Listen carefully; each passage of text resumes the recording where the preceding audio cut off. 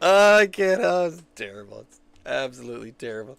Oh no! Even though I always forget to change my background constantly, I will try to update and make sure that I've got some decent backgrounds here. What we got?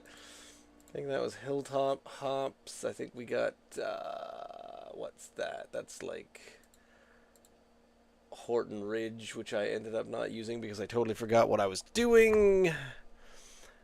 And where am I currently?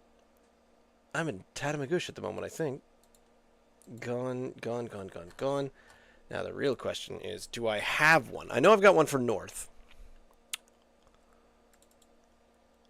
All right. I while you're doing that, I don't know whether or not this is a mistake. But usually, I'm wondering whether or not the black fly or mosquito are going to be the big issue for the evening. This is actually house flies. Oh, You know, those ones. they So, suck. They're the They, worst. they do, and there's a few of them around. They're on my legs and things. I did notice that looking at a few minutes of the podcast last week, I was kind of swatting away things, and my head was bobbing up and down as I was being kind of dive bombed by mosquitoes. But this time, things might be worse. This might be really off-putting. Before the mosquitoes arrive, there's one actually landing on my phone again. I can see. Oh, there it goes. Dude, it's up to you. If you would like to switch locations, you are welcome to switch locations at any point that is convenient to yourself. And of course, the flip side of that is I like being outside occasionally for these things because there's a mosquito right there on the camera right now. That's really impressive. That's kind of cool. As if to prove a point, it's right there on the camera, and it's big. It's big. I don't know. Let's just do this, and if I again, like I said, if like last week, I have to sort of change things, then I will. All right. But that's a big mosquito. Well, yeah. Go away. We'll be all right. Do this. All right. Well, then to start officially, I am Ross. I am joined by Ian, who is outdoors, and together, much like, unlike the mosquito crawling across your camera who is trying to sell you insurance, we are attempting to drink Nova Scotia Dry. That's what it feels like. This mosquito just walked right across your camera. It just sort of felt like, are you happy with your insurance provider? I don't know why that's my mosquito voice, but it is. We'll take it. Well, he was on cue, which is more than you can normally. Here it comes again. Here it comes again. Normally, there it goes. God. It's right on cue. Oh, it's frightening. All right. Anyway, there you go. There's some kind of limelight joke and mosquito drinking sugar water in there somewhere, but it's too hot for me to try to think of it. It's 29 degrees, and the humidity is up to 36. So. Right now, yeah, oh God, and it's 8 o'clock in the evening. It is warm. Well, let me. All right, hang on. Yeah. I'll just to prove myself right. I will. Sorry, it's 28 degrees, 57% humidity, 35-degree humidex. So there you go. It's not quite as bad as I made out, but it's pretty bloody hot out there. Pretty close. Yeah. I mistakenly thought that Ian was going to be here tonight, so I was trying to think of what I was going to have, and then we quickly got together and looked through what we had, and. When I try to match them up, we had a number of ales in there that all said some type of session ale. So tonight it's our big session, and I think I posted this when I posted this on the Facebook group. Is we talk about which beer is sessionable almost all the time. You know, is this one sessionable? Yes or no? And finally, we've got 3 slightly similar so-called session ales, and they are all a little different. We've got a session ale, followed by a session New England IPA, and a session IPA. So there's a little bit of each in there. And subtle differences. There hopefully will be all sorts of interesting things going on. I did read a little bit more on the first one. So the one that doesn't say it's an IPA or a NEIPA, it describes itself in the listing as a lager. So even though a session ale says it's also a type of lager, but the description is very good. We'll get into it. How are you, despite being very warm? I'm looking forward to drinking all 3 of them. I took them out. You said you stuck them in the fridge way earlier. These have been in the fridge forever since I got them. I made the mistake, seemingly, of pulling them out around about 7:45 and having them ready. because they're already nearly at boiling point. Oh, my, Sat out yep. here about 20 minutes later. I just- Already the condensation is more or less completely gone. So it's like a room temperature beer within 20 minutes of sat outside. So the sooner we can get into these, then they might retain some of their coolness. All right. And I want an IPA to be slightly colder. Okay. So for session ales, they are below 5%. We got 2 4.5s and a 5 and a 4.6. So the 2 4.5s are the lowest ABV first, and Brunello alphabetically comes first. So we're going with Brunello Session Ale from North Brewing Company down in, I don't know if they're technically in Timberley, or they say, no, they're saying they're in Dartmouth, right? Because they've got a tap room in Timberley, and that's the one that I usually visit. Beautiful, delightful can, because Brunello is the name of the golf course that's down in the Timberley region, which is very close to their second location, their tap room location. Okay. I see not, and again, at a 4.5% ABV, I see not but a description on the can. However, on the website, or at northbrewing.ca, it doth say, a beer made for our good friends and neighbors at the Links at Brunello in Timberley. Sorry if I got the golf course name wrong. A delicious golf-themed session IPA made with a hint of corn as a nod to the domestic lagers that tended to dominate golf courses. Juicy and delicious, hopped with Citra, Amarillo, Galaxy, and Centennial. That's a 4-hopped lager. Maybe it'll be more IPA-ish than the IPAs. It's Very entirely hoppy possible. stuff. There's a lot to talk about in that description, but you are right. We need to get into these cold ones before they're not cold ones anymore. So let's start hopping that in the can. Made with corn. So I guess that would be your kind of lager. The nod to lager is that lagers are made with a bit of corn added in there. Ooh. Is that what kind of a bird is that, Ross? Are you seeing a pheasant or no, not partridge. What is that? It's holding the flagpole. It's a very... I will give you pheasant. I think, yes, male pheasant. Okay, fine. It's managing to lift the whole flag up in its beak. That's strong. That's a strong neck. Quite a Which is why, fortitude on at that. first Yeah, I thought it big was time. maybe a Canada goose, but the tail, certainly, No. the tail and the head No. coloring. Because the Canada goose would whip out a golf pin and take a swing at you. In fact, it would have one in each wing and just be a ninja duck. Yeah. What do they call them? This is a Canada lager. That's what this is, a Canada lager. Canadian. You're already pouring. I'm Oh behind. my I'm goodness, behind yes. schedule. Well, you Okay, said yeah. you said they were warming up. I'm trying to did. get these into us as fast as possible Whoa. here. I didn't. No, I didn't. I don't mean. Sorry if I really don't want us to gulp these down like in 10 seconds flat. Ross, it smells like an IPA. It does. It's but like they say, okay, so a golf themed session IPA. It's made with a hint of corn as a nod to domestic lagers. Okay, so I think it is. So this is a session IPA, even though it says a session ale. Okey-dokey. Hint that of would make corn. sense. Hint of Smell corn, certainly hints at it. juicy, hopped with Citra, Amarillo, Galaxy, and Centennial. 4 hop types are I'm in excited. this. I'm very excited. Because the interesting thing is, well, it's not that interesting, but my only story about drinking on golf courses, I learned golf when I was young. And obviously I'm not drinking beers as a 12-year-old going around the courses. Well, you weren't. Well, Maybe you weren't. My dad wasn't either, but the 19th hole, we frequented the 19th hole, and I got myself a root beer, because I didn't golf in my drinking years until several years ago when I went out west, because it was my friend's 40th birthday, and we golfed. And everyone said, I hope there's some drinks. I said, we're on a golf course. There's no drinks until the 19th hole, forgetting that technology has trundled merrily along, and they've invented these things called booze carts, or the beer cart. I was going to say, Ross, when did you do this first? Only sort of 7 or 8 years ago? When you were... when you were 40? When I used to golf, I was in my early teens. My dad taught me, and we went golfing from 12 to 16. Was a lot of golf. Thanks. Not a lot between then. You know, I'd go out and play thwack a ball at the driving ranges and this kind of thing.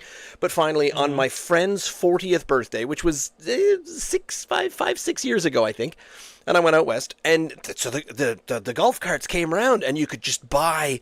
And for some reason, we were really into, I think, someone had one of those. Remember those Molson ciders? They what was the name of it? It was I can't remember the actual name of it, but they had all these interesting ciders in a tall can. And I think over 18 holes, I think I drank about 6. Because every time the cart came around, we would buy 2. Well, we learned the first time the cart came around. Very late. You came very late to the party because this has been going on for dozens and dozens of years. So no, you were very late to that. Golf stopped being affordable when I was 16. That's all I'm saying, in my life at least. So, and also lagers, and I don't think I would have enjoyed a session lager even then. But when they had the ciders on, and I said, "Ooh, I'll have another elderflower cider, please." Bam, put that in the can for me. And at that point, we were buying 2 every time the cart came around because we knew you'd be through 2 by the time the cart came back around.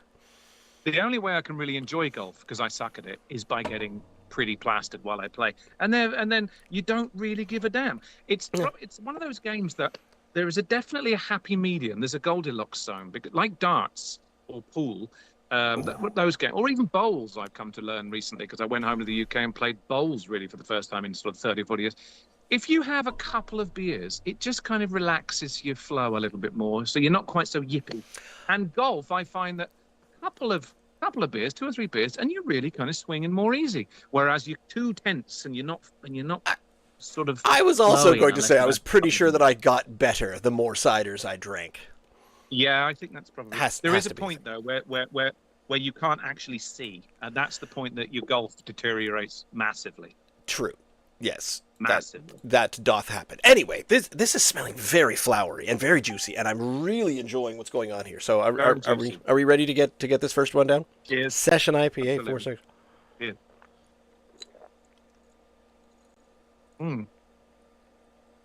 Okay. Yes, it is fruity. Yes, it's juicy. It's not as hoppy as I thought it would be. You told me there were 4 hops in this. Yeah. That is not hoppy. No, that went away. It's all nose. It did really quickly. It's very smooth. I mean, and it's hazy. It looks and does everything that an IPA you'd think would, but it doesn't have the hop smash. It looks the business. It looks great, but I feel like a session IPA doesn't need to taste like a Diet Coke, though, does it? Because we've had some ones that are lower and still big with the flavor. I feel like the flavor is just a little bit behind, lacking. Are you not getting like I'm getting plenty of the flavor there. It's not the bite. Doesn't have the body or the bite that you'd come to expect from a maybe no. One of the Westies. I've got those big profiles. But this doesn't have that. But I find it's like almost like a gateway IPA, if you will. It's got the fruity and slightly it's got the citrusy thing going on, but it's hazy. It's hazy and juicy, but it's lacking in the bite that some of them have. That's why I agree, but I find the taste, even the taste, which I think you're right, it does taste delicious. I just want more of it. It's very, very watered down. Well, I'm not saying it's watered down. I'm saying it tastes watered down. The flavor is there. I love it, but I'd like it a little more. And like you say, with 4 hop varieties in there, should I not be getting, even coming in at a 4.5, should I not be getting more flavor? Can I just say, though, it's a session ale. They're saying straight away that it's not something that's going to be blowing you away. Therefore, rather like Coors Lights or Bud Light, some of those lighter effect, the 4% ones, they do say they're easier to drink. I know you're turning your nose up. I'm not likening this to a Coors Light or a Bud Light at all. Flavor-wise, what I'm saying is, if it's going to be a session ale, it's going to be lighter. It's going to be easier to drink, and it's not going to leave you bloated, or you're not going to go, that's really hoppy.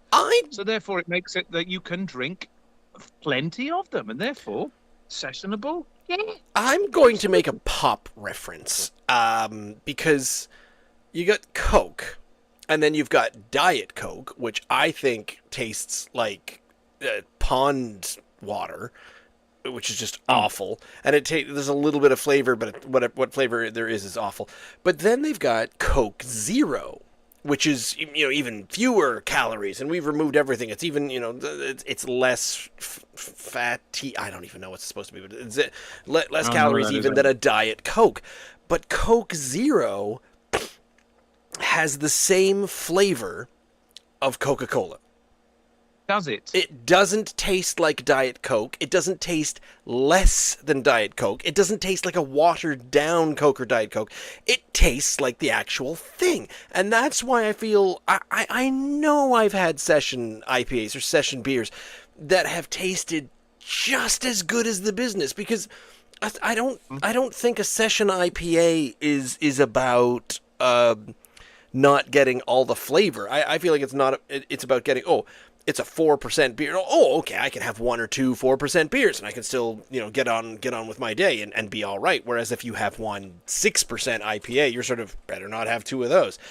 And I feel like that's where the social aspect, and this is where this whole session IPA is kind of, and this was weird because I responded to a post in a craft beer Reddit the other week that said, "Oh my God, when are we going to be done with all of these session IPA? Or how come session IPAs are going away already?" And I went, "We're over on the East Coast, and I feel like we are just starting. Like I feel like the explosion of session IPAs or session beers was only about maybe 1 or 2 summers ago." Where suddenly we're heading into I don't think everyone wants to be completely drunk all the time anymore. Everyone, people are looking for that light beer experience. It's more summery for sure. It's what is it? 28. No, what did you say it was? The temperature's 27, 28 degrees right now. It feels like 30 something. Yep. I'm quite happy to be drinking. This is the perfect evening to be drinking this kind of beer for me. Yes, it's actually warmed up a little too quick for me, but it's still cold-ish, and it's light, it's refreshing, it's medium to light-bodied, probably further towards the light-bodied. For me, it's ticking all the boxes that a session ale that I want from a session ale. It isn't a session IPA, which it doesn't say it is. It says it's a session ale. Even if it was a session IPA, I'd be perfectly fine with it because it's easy to drink. It's still plenty smashy and fruity enough not smashy, I beg your pardon. It's plenty flavoursome and fruity and hazy, and it's really easy to drink. I know what you want. You want a little bit more oomph from it, but it's not going to give you that because it's saying we're not going to give you that. This is the lighter side. If you want the more oomph, then we do have some other ales out there available that North Brewing can give you, but this isn't it. I am getting more flavor, getting deeper down into it, and maybe as it comes up in temperature a little bit, maybe it was too cold at the top, maybe it poured funny, but it felt very watered down at the top, and I'm getting more of the flavor at the bottom, and I'm actually, all right. In my head, I was at the very beginning, I was saying this is a 7.5, but I'm warming up to like an 8.4. Are you picking up on any specific fruits? It's citrusy, of course, but anything in particular? Does it boast anything in particular on there? Did you say? I forget what you said right at the top of this about the fruits that it. Oh, look at that mosquito! He's going straight from the camera. I don't think so. I don't think it mentions specific. Well, corn, but that doesn't count. Okay. It doesn't say anything on the can. Nope, nothing on the can. Yep.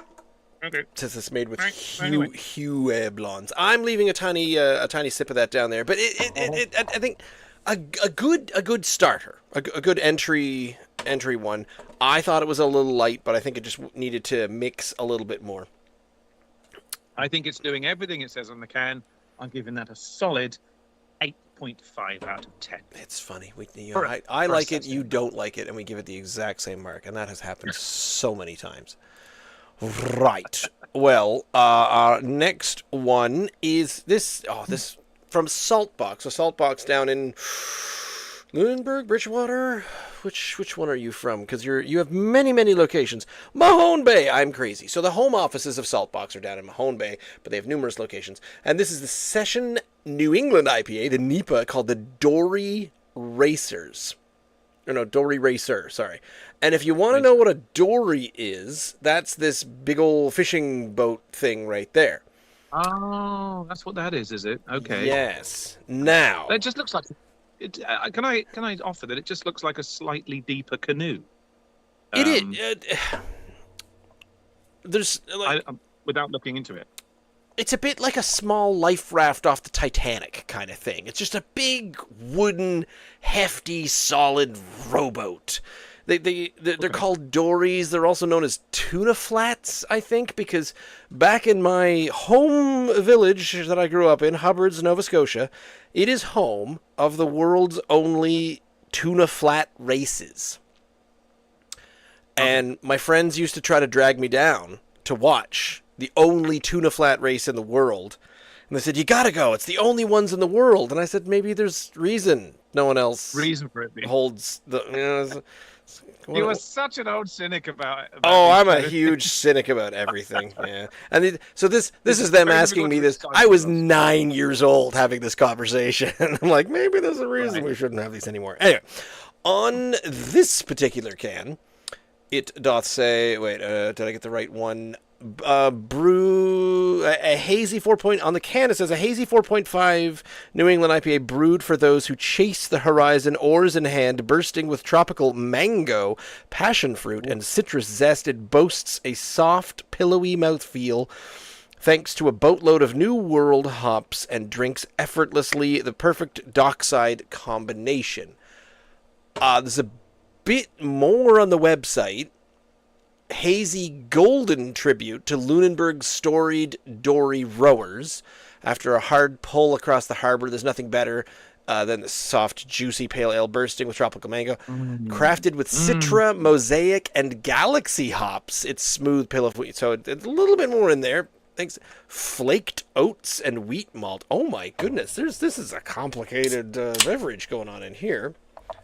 Well, are you going to change your backdrop? Thank you for reminding me. Oh, well done. Yeah. Oh, well, I used the wrong glass because, of course, this should have been the North Brewing glass, and I chose to. I got it wrong.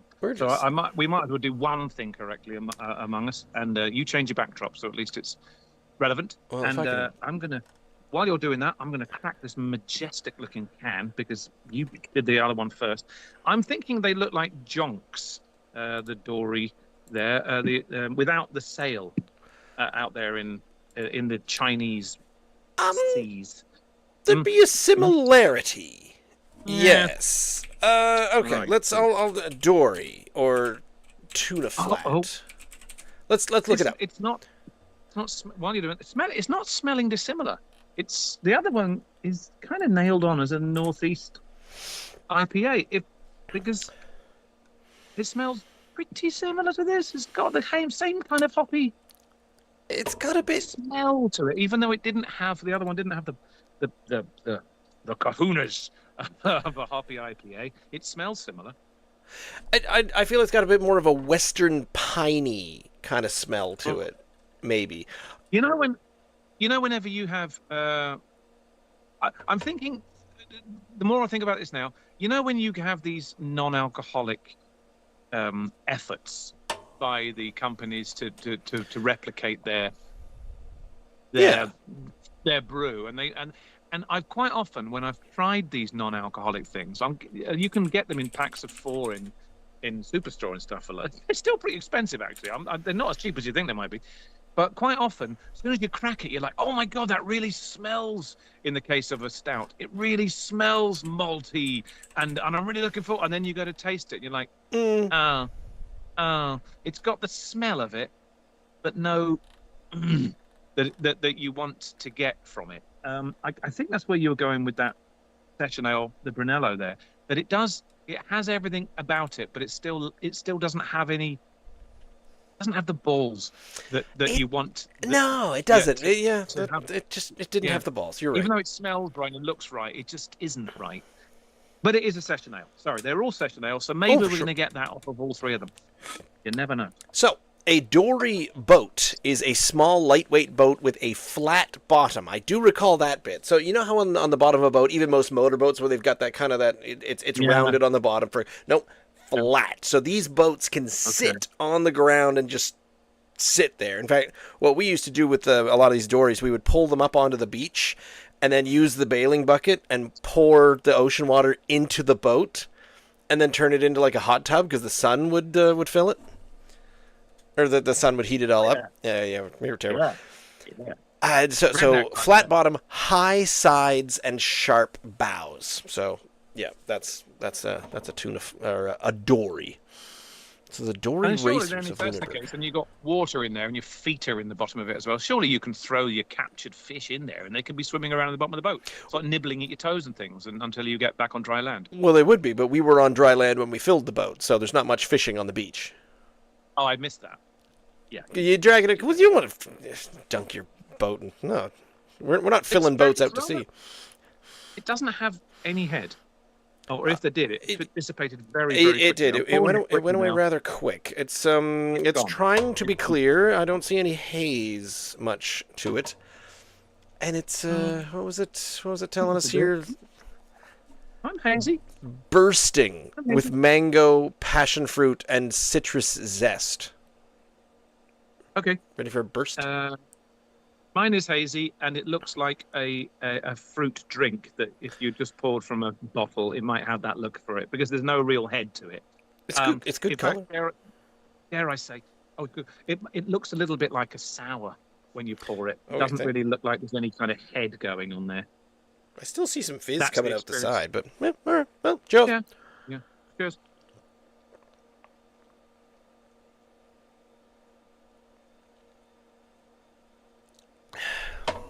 Fruity. Oh.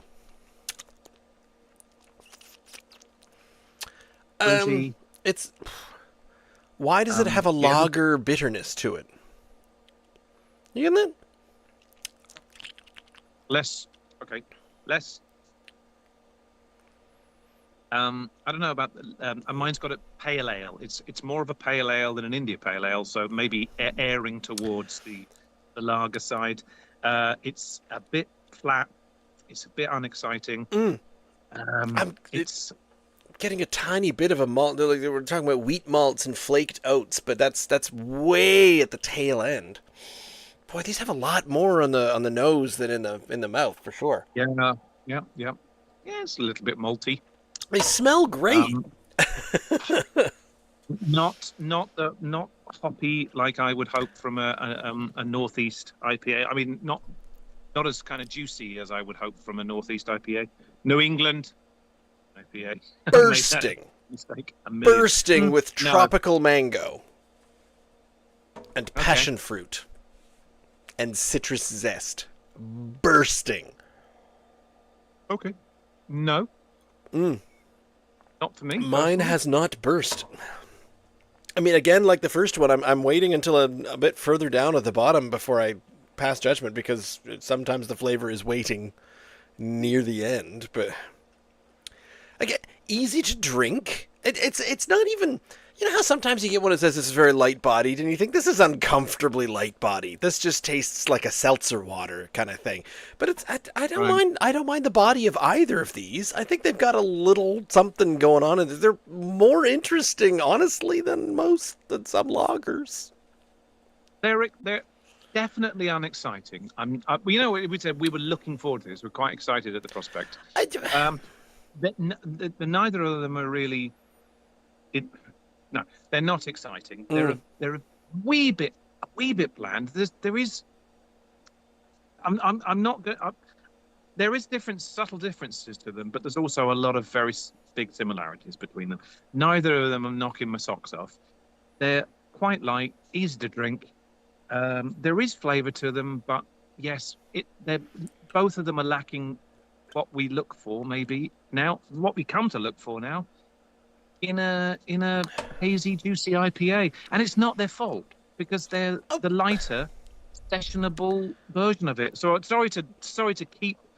I am definitely echoing myself, but that's what I feel from both of them. Not really exciting, but they're giving you an option if you don't want a big, fat, juicy, hazy IPA or double IPA. They're giving you an option, and commendable for them. I feel like we've had one that was I'm trying to search through my session IPAs now to try to find the one that we really did like. Ooh, Are we led to believe rather. anything under 5%? Anything under 5%? Because I mean, I don't know. You don't. I guess there's no criteria. Doesn't mean to say that a session beer can be a little more alcoholic, maybe, but is still really easy to drink, and you can drink multiples of them. I guess the reason why they're saying these is because they are lower in alcohol. They're not going to blow your head off, and they are really kind of light-bodied and easier to drink. But what is the definition? Is there a definition of a session ale, or is it just a kind of hazy definition because they're just easier to drink than their slightly more full-bodied and more alcoholic cousins? Like a light beer, would you say a light necessarily is a session ale? Like sorry to go straight to it again, but a Coors Light or a Bud Light, the big sellers, would you say they're session ales? I don't think so. I think those are light beers. I feel like a session ale and a light beer are two different things. They seem similar. So the basic answer that I'm getting back here, the session version, the session IPA, it's designed to be lighter bodied and I guess more refreshing with a lower alcohol content. So you can enjoy, the point is to enjoy multiple pints without feeling overly full or intoxicated. But which is pretty much where we kind of thought we were going with it, and these do that, Ross. They are kind of doing that. You're looking like you don't agree. There's one additional bit that it says it's got a lower alcohol content and a focus on hop flavor and aroma. And I feel like both of these, the North one had a bit more flavor, but the Saltbox one specifically really fallen down on that promised hop flavor. Where it's light-bodied and it's low alcohol, and so it's sessionable, yes, but if it not sabotages, but if you're missing out on a huge part of the flavor, then honestly, I would just order a regular tasty IPA and drink it slowly over 2 hours, and then I'm having two small session IPAs. You know, so if the session IPA isn't keeping up with the flavor, there's no point. So I'm not fully on board with either of these at the moment. I prefer the flavor of the Brunello.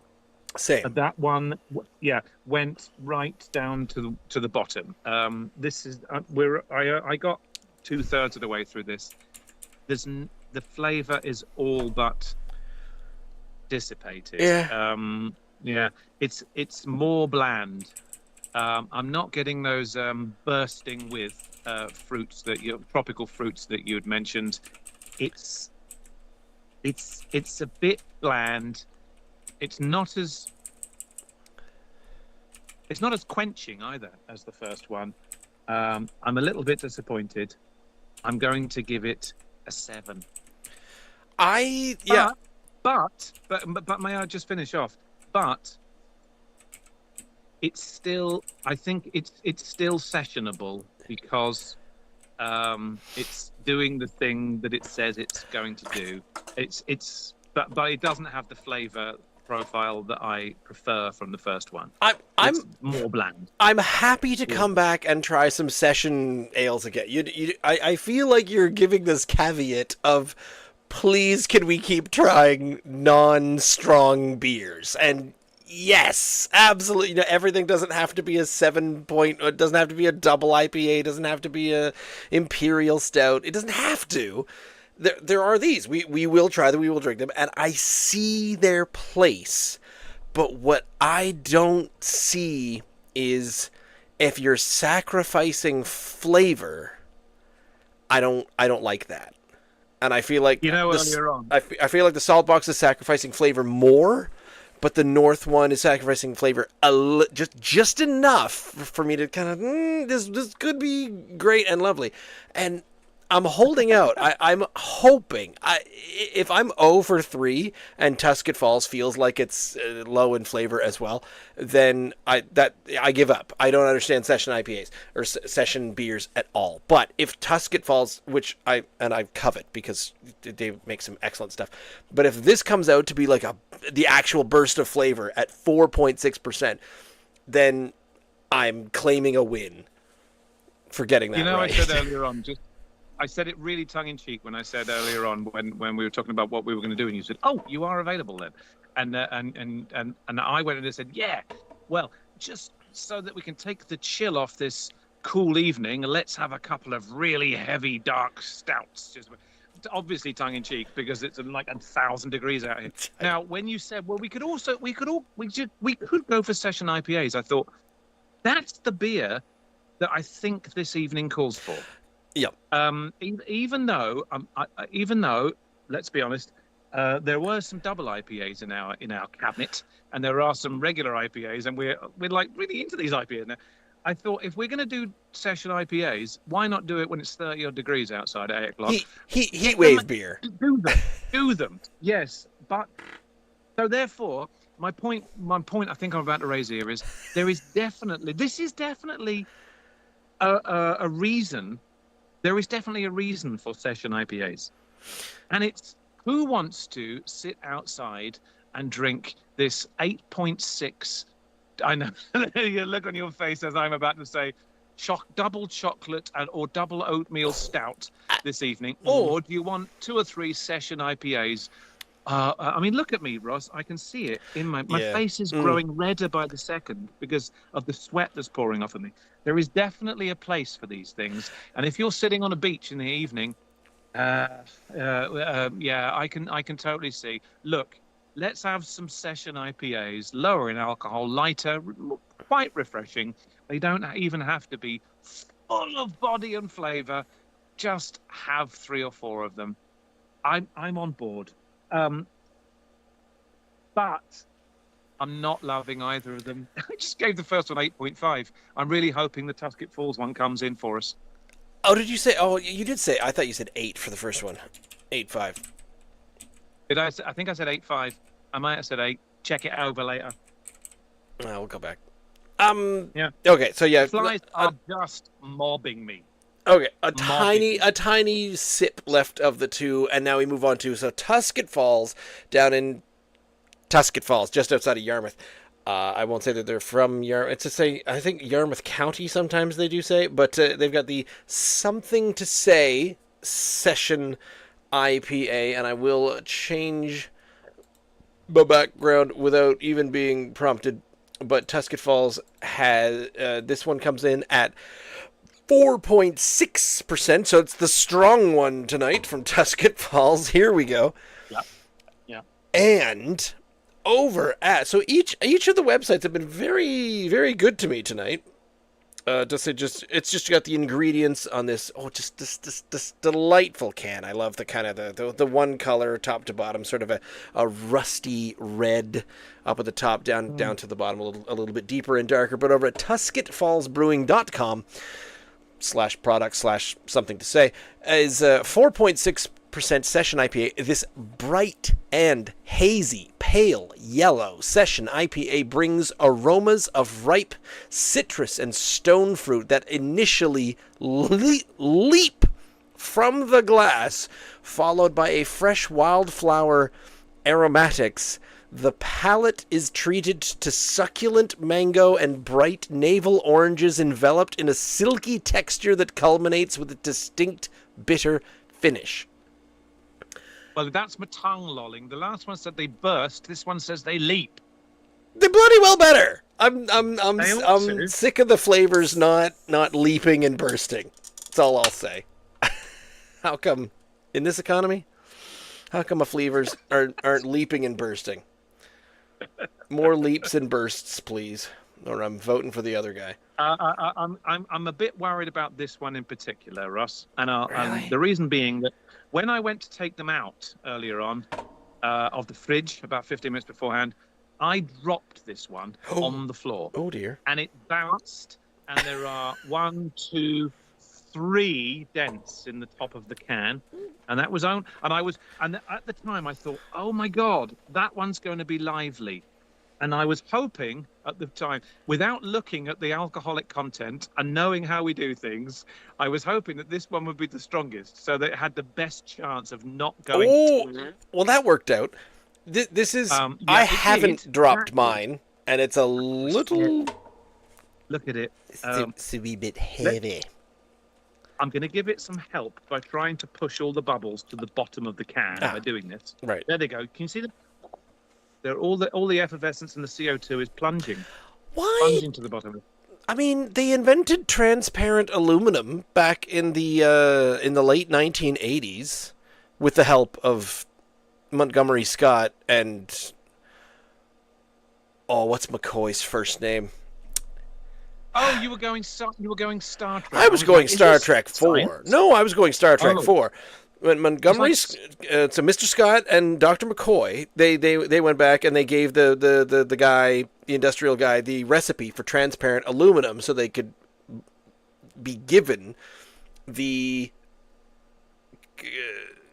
materials to build the container to bring humpback whales back to the 22nd century in order to communicate with an alien and save the planet. Are you going full-on nerd right now? It's Voyage Home. You must have seen the Voyage Home. Was that the one where they landed in San Francisco Harbor or something like that? Yes, they time traveled in order to steal whales and bring them back to the future. Did they have 2 or 3 captains in that? Did they have Shatner and Jean-Luc Picard in that, or am I completely? You're confusing Star Trek 4: The Voyage Home with Star Trek Generations, and I'm honestly embarrassed for you now. I'm sorry about that. I shall leave immediately. I can't. This beer. I thought that I should at least be able to talk about the original series set of motion pictures 1 through 6 with you, and you would know what I'm talking about. But no Star Wars, no Star Trek. Are you a Doctor Who watcher? Are you one of those? No. Good. No. That's fine. No. They're weird. I've seen the ones in the 70s, and they scared the bejesus out of me. Okay. With John Pertwee and then with Tom Baker. Terrifying. Big spiders and obviously Daleks and Cybermen. They terrified me. And then the 80s came around, and the whole thing, I don't know why, but I couldn't see how cardboard all the sets were and how terrible the effects were when I was 8, 9, 10 years old. And then they suddenly started to be really obviously terrible when I was in my teens. But then they started throwing a ton of money at it back sort of 20 years ago, and made it into this world-beating it's sci-fi this huge thing. Yes, I know. And then all of a sudden people are on board with it again. I don't go get it. Weirdly. What about Battlestar Galactica? Oh no, I'm completely lost. None. Okay, either iteration of that, nothing. My brother is a nerd like you, and he said maybe 10 or 15 years ago when they rebooted this, he said, "Are you watching Battles?" I won't ask you when the exact date was, but it's something like that. And I said, "No, I got no interest." He said, "You should really watch that. It's really, really good." I thought, well, I've got no idea of the original series, so that passed me by completely. So I'm not going to start sort of diving headlong into this iteration. I mean, I'm still waiting on the head to go down on my Tusket Falls here. So I'm going to give it a go. Yeah, okay. This beer could go into another dimension. Like I said, I did drop it, but I've given it every opportunity to not explode in my face. Let's watch it. Let's see. My follow-up question is, if not, that's really great. If not the space stuff, what about the fantasy stuff? Lord of the Rings, The Hobbit. No? I did go and see. I won't bore you. Look at that. That's hazy as all hell. Oh, it is, yeah. And I'm still good haze is at the bottom. All the good sea monkeys are down there. I think I've told you already in past podcasts and when we've met up for a beer that I have 3 favorite movie experiences at the cinema of all time, of which The Return of the King is one of them. Okay. I never read the books. I've got no interest in Lord of the Rings until I was on my own for one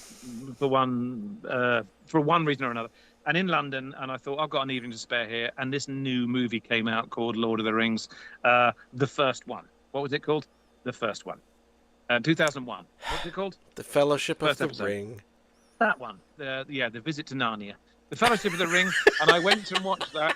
And after 3 hours and 15 minutes of this bloody thing, I walked out and I thought, well, that was a bit of a, I felt unfulfilled because I'd really given my all to this, and it was just a bunch of running around and amazing CGI, but I felt very unfulfilled at the end of it. And then I went to watch the next one at the cinema the year later when it came out, and I thought, oh, that's really dark. I liked that. I got a lot more out of it. And of course, it's been compared to The Empire Strikes Back, and it's kind of things don't go well. It's a battle, and things are not going well for a lot of it. Right. Yeah. But then the third one I went to see, it actually made me a bit of a fanboy. Okay. Because I sat there for 3.5 hours again, giggling like I was that little 9-year-old. Watching Star Wars for the first time when I was, at the big screen. It was fan-bloody-tastic. I thought it was an amazing movie, but I'm still not really. I still wouldn't call myself a Lord of the Rings fan. The Hobbit was bloody horrible. With the fact that they made that last 9 hours, it was awful. Terrible. I would never ever watch that again. So not fantasy, not sci-fi. What is it? Are you like? Oh, are you like my dad? You like the red and black covered the spy novels and whatnot, the CIA stuff, Hunt for Red October and that kind of thing? No, it depends what it is, man. It depends on how I feel at the time. You say I'm not a fantasy. I really like stuff like Labyrinth or The Princess Bride. So they are fantasy. Okay. They are right. I really love that. Kind of dip stuff. the toe in, but not a full-on Lord of the Rings. Yes, I've read the Silmarillion kind of nerd. No, the Silmarillion. No, whatever it is. No, that's so famously difficult to get through. Even Tolkien fans struggle with that one. I have not read it. I only have one friend who has. Okay. Yeah, are we there? So now that I'm trying to pigeonhole you as a nerd, but never getting anywhere. I'm kind of nerdy in some things, but not. I always thought of you as maybe a closet Lord of the Rings fan, but I guess not. Okay. Even though, like I just said, The Return of the King is one of my great cinematic experiences.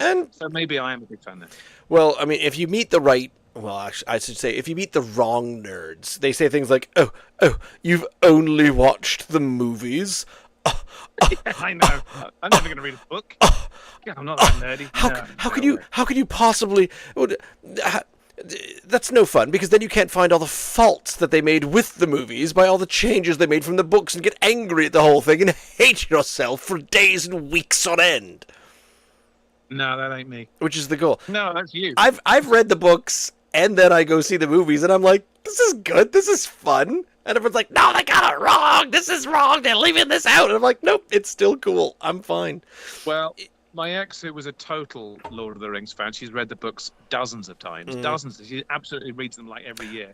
But she did actually say they made a bloody good effort at the movies. So she was really impressed by it. My son is 2. He's nearly 2.5, and I have a nightly thought as he goes to sleep. I read him his story. We read a Dr. Seuss book and this and that. And I always think,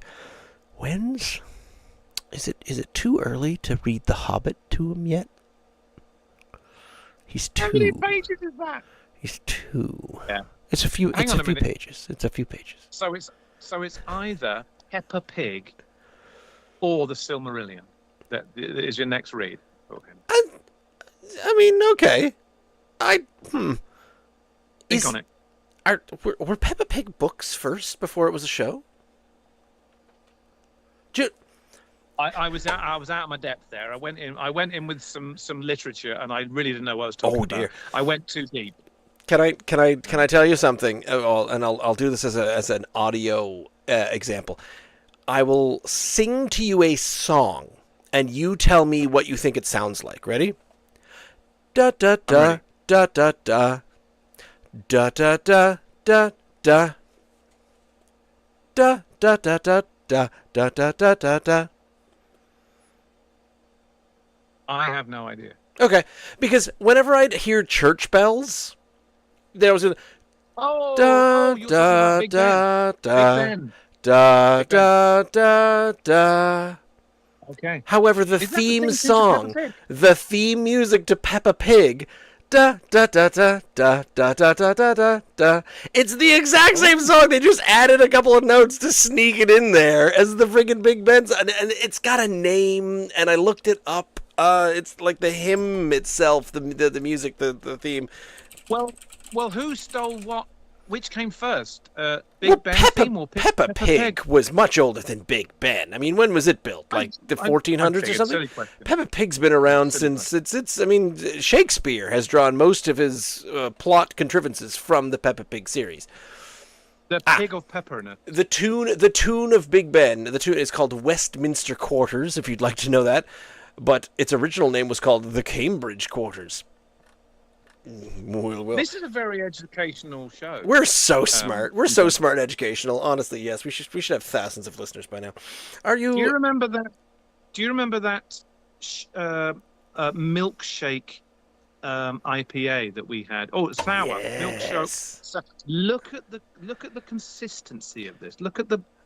This is the most juicy, hazy thing I've seen since. And by the way, talk about filling a glass. Oh yeah, mine's brimmed as well. This is my Tusket Falls groovy glass that I like. I like the funny shaped ones. Incredible. They made another one. They made some sort of Neon Dreams one, and it was outstanding. Right, shall we? The session 4.6 session IPA from Tusket Falls. Cheers.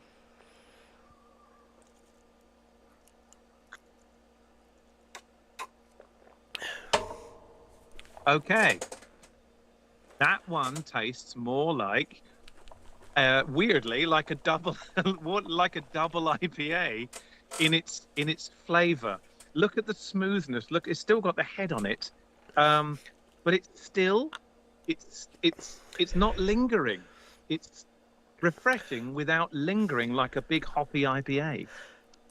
I am fully celebrating being right, because we've found the one that's doing the thing that I wanted. It's still a 4.6. It's still a session. The body is medium to lights, somewhere down. Yeah. It's not like it's not tap water light, but it's medium light. And the flavor is there. It's right there. It is. Oh, this is what I wanted. I wanted 3 of these, and I only got 1. I'm a little sad. I've got some meat that's just introduced itself to my couple of fingers of. Oh, the flies have invaded my. Oh, does it look like one of your upstaging mosquitoes?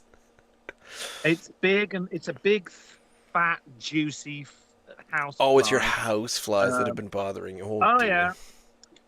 I know. It's actually gone in there and it's swimming around in it, and I'm like, oh, get out. I was going to drink that.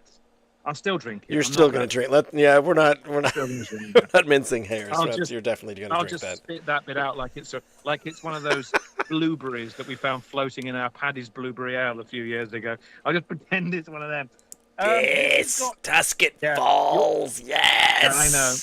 It's a winner, isn't it? Immediately. But not only is it a winner, it proves me right. It proves that you can keep the flavor in. You can keep it tasting like a good, thick, big-bodied, hazy, juicy IPA and still make it sessionable. This is what I was expecting. This is what I was wanting. This is an actual sessionable IPA because it's 4.6. The body is a little lower, but the flavor and the smell, it's all there. This one is hitting. I'm not arguing with any of that. It's doing all those things. And look at it. It looks the full 9 yards as well. Yeah, it does all of those things. It did say the aromas leap from the glass, but then the palate is treated to, not bombarded by, not punched in the throat with. No, the palate is treated to succulent mango bright navel orders and developed a silky texture. You might get some flavor in this one, but it might pass you by. No, Tusket Falls, you are the ones that should be using the words bursting. This is the bursting session IPA. This is the one. There was one. Oh, I gotta look that one up again. Would you dare to say there was one word, I think, unless I missed out on it? It's actually, Ross, it's quite creamy. It's really smooth, and they said silky. Now, this is like a creamy smooth. Not just a look at, but going down. It's every now and then. Do we not get something like a lactose is part of a triple IPA or something like that, and you get that lactose creaminess is in there, and you are 100% right. That's what I get from the triple IPAs, the particularly strong double IPAs and the triples, that they are almost creamy in their consistency. This one has that about it. It's no, I mean, the way you're just seeing it phrased, it's no surprise. It's a clear winner. But I gave the first one. Did I not give it 8.5, or did I give it 8? I can't remember. You gave it 8.5, but I agree. That first one is like a low 8. This one is banging the 9s for what I was expecting in a session IPA. Low alcohol percentage, medium light body, but bam, this is the flavor that I was hoping and expecting all night. I gave myself no wiggle room, or very little, with the first one. What are you talking about? 8.5? There's so many places to go from there. I could go to 8.6 or 10, and anything in between. This is really, really fine, and it is easy, but there's more about it. And I can't believe it's just because it's 0.1% stronger in its ABV. They've nailed this, and right now, if you were to pass that, and that you've had, this is your third one this evening, and that lady passes by and says, "Gentlemen, will you have another session IPA?" Oh, just land me in Tusket Falls and bring the pitcher over here. Just hose the tap to my glass, please. Could you do me a favor? Could you, while you're, I don't have the ability to Google and transmit video at the same time. I'll do my best. What can I do for you? Have a look to see what the Tusket Falls Beer Project does for IPAs or double IPAs, or even, bless them, triple IPAs. Do they have said things going on, and are they available? Now, there's an awful lot to be asking here. Are they available in the liquor store? Because they're probably not. But I was wondering whether or not they would do just a regular IPA of 5.5% that had this kind of thing going on. Because if so, I might be venturing forth. I feel like the summer's here, mate. Did you notice? And I want to do some road trips. Oh, well, okay. I get to complain. One, we've had, Tusket Falls has had a pale ale called the only pale ale that we've had on the show. Gave it big one. Mango Sour IPA. I loved that. The Moonlight Ride Stout, we gave that huge marks. Next Phase Hazy IPA, I did not record a score. We gave big to the Soul Intent Pilsner. Crack of the Rock Blonde, I did not enjoy, apparently. And the Woke Up Quick Brown Porter, years ago, we gave good marks to. So the industry, we got a light German lager, a 5% Pilsner. The Soul Intent is still on there. The Chill Cold IPA with Citra and Simcoe. The Crush American IPA. The Blur Hazy IPA. And the Electric City is still there. Oh, but there's a little star. So a couple of them do contain lactose, is the on tap there directly. Island Folk Cider, blah, blah, blah. And that's the on tap whatnot. We have enjoyed Tusket Falls beers, have we not? So listening to your little rundown there, we've enjoyed a bunch of their. Yes. Yeah. I think Yeah. they are definitely one of my favorites. Okay. Let me just see if I can, under the beer here, I can find. Okay, there's 3 Tusket Falls available at the NSLCs. The Next Phase Hazy IPA. The Something I've seen to that. Say. We have that. We've had that, or we still have it. The Something to Say Session and the Blur Yeah. IPA. So and we have the Blur still in the fridge. The Blur is still there in the fridge. oh, we do have that one. Or Okay. I have it still in the fridge. Unless you had it recently, I still have it in the fridge. Well, the Blur is a 6.3 IPA. Cool. And the Next Phase. I'm going to click on this one. I've seen that. I can't remember whether or not we've had it or not, or whether or not I've just seen it in the liquor store recently. Oh, it says it's not at New Minus anyway. Is the Blur there? We've either had it, mate, or it's still in our fridge. The Blur is there. I recognize that. We have had Next Phase. Anywho, fair enough. Yes. Where you talk about road trips, yes, we had the Next Phase Hazy IPA back on March of 2024.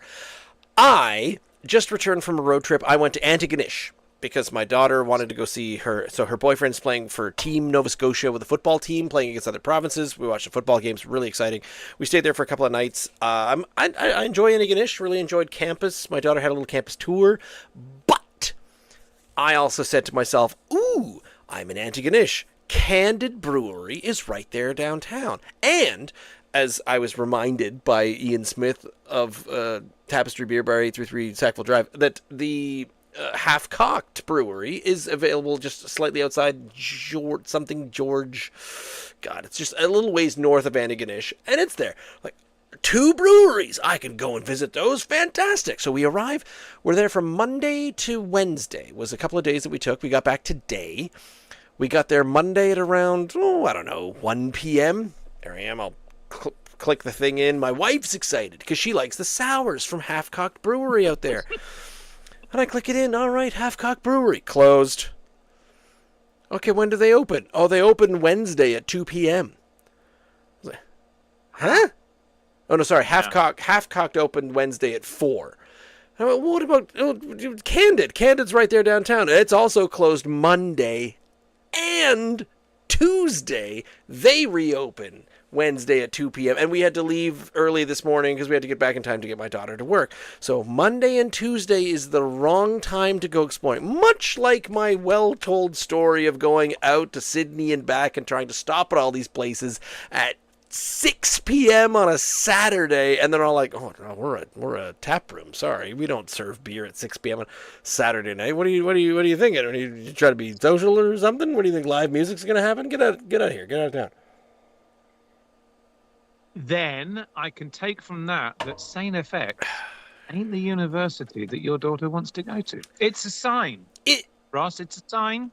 It's summer, and I mean, you're open late on the weekends. It's Monday night. Not every town has a fantastic, really bumping open mic night that's open till 11 p.m. in the middle of summer in a university town like this fantastic, next door, Wolfville and Acadia University. Pump ourselves up. But they should, I think, is the bottom line that we're getting there. They should. Oh, they all should. That's the first fly that has bothered me in about 10 minutes. I was beginning to think there's a Goldilocks zone in the duskiness. Well, I think I hit it. You're big into this Goldilocks zone tonight. You've mentioned that twice. Did I? Oh, apparently it's my new thing. Thanks for highlighting that. I've said it a number of occasions over the years, but you've just picked up on it twice tonight. COVID completely changed our whole going out ethos. Yes. Forever. Not just you and me, but other people as well, Ross, you may have noticed. It's a real, I really thought when they said, this is the new norm, I kind of thought, yeah, once we're through this, and once, maybe a year or 2 or 3 or 4, and here we are 5 years later, I really thought that all these establishments would have got back to what all the hours we were doing pre-COVID time. Wow, what a mug I was. I really did not foresee this being a thing. Yeah, money. They counted the dollars. Yeah. Tim Hortons is not open 24 hours anymore. Sobeys is not open anymore. The best thing that could have happened to most corporations and capitalism in the Western world is a global pandemic, because it shut everything down and it reset. And you know what the people did when they said, we're open for 4 hours a day? And the people rejoiced. Yay! Yeah. And we got so excited, and a little bit of a scratch back, and they can give us any tiny amount of hand-thrown peanuts they want, and we'll celebrate joyously, and never get back to the 24-hour shopping that we experienced beforehand, because they were fighting each other for that, and everyone was going bigger and bigger and bigger, and it was getting to be just it was a buyer's market. And then that happened. And now it's a seller's market. And they don't have to be open if they don't want to. They don't have to. But there has to be a Goldilocks zone that you can open.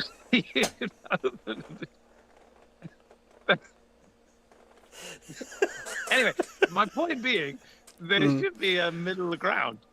I just wanted to get that in. This is really wonderful. It is. This is wonderful beer. Yep. And it's a session IPA. And yet it's got all the haze and fruit and body and creaminess that actually I want from a double and maybe a triple IPA, without the crazy ABV and alcoholic content, which means I can only have one. I can have several of these and not be falling on my ass. They should be putting these in the 4-packs or the 6-packs in the NSLC.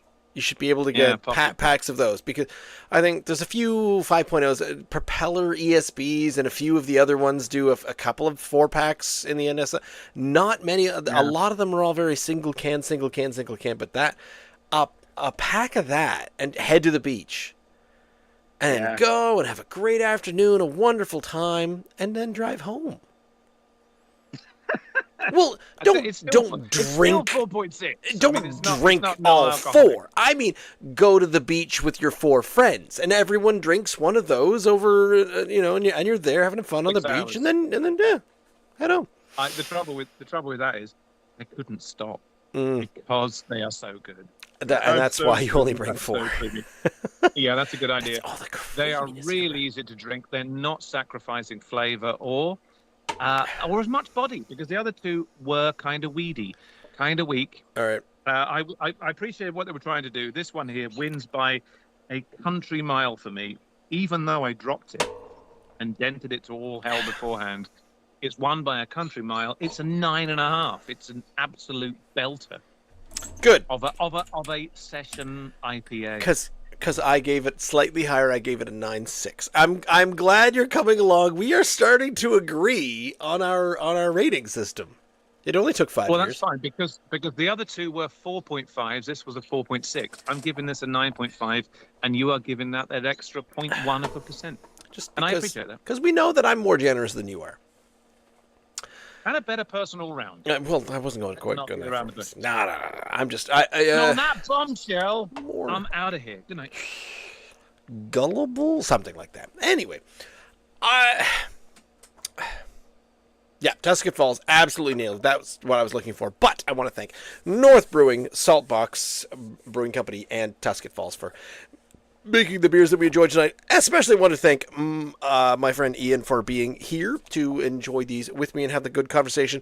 And I want to thank my wife for somehow getting our son to sleep tonight, despite the fact that I decided to come and do this anyway.